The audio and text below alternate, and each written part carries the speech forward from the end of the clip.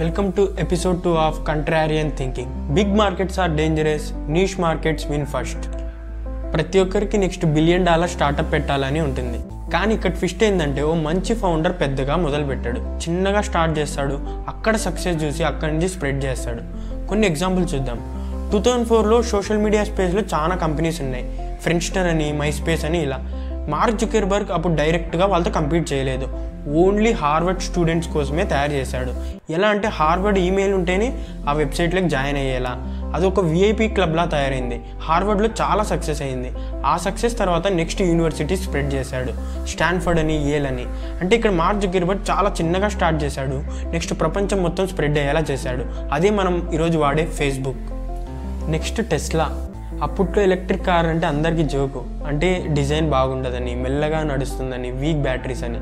అందుకే అప్పుడు Elon Musk అందరి కోసం తయారు చేయలేదు, ఒక luxury product Tesla roadster super car తయారు చేశాడు, ఓన్లీ రిచ్ వాళ్ళ కోసం.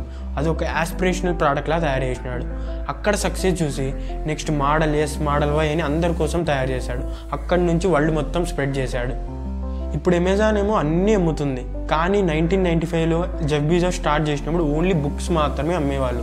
ఎందుకంటే బరువు తక్కువ, ఈజీగా పంపించవచ్చు, దానికి డిమాండ్ ఎక్కువ అని. ఏంటంటే అందరికీ ఆన్లైన్లో కొనుక్కోవడం అలవాటు చేశాడు, డెలివరీ మరియు లాజిస్టిక్స్ నేర్చుకున్నాడు. నెక్స్ట్ సిడీస్ అని, ఎలక్ట్రానిక్స్ అని ఇలా ఎక్స్పెండ్ చేశాడు. నెక్స్ట్ ప్రపంచం మొత్తం స్ప్రెడ్ చేశాడు. ఇక్కడ ఏంటంటే స్టార్ట్ అనేది చిన్నగా చేయాలి, కానీ విజన్ అనేది పెద్దగా ఉండాలి.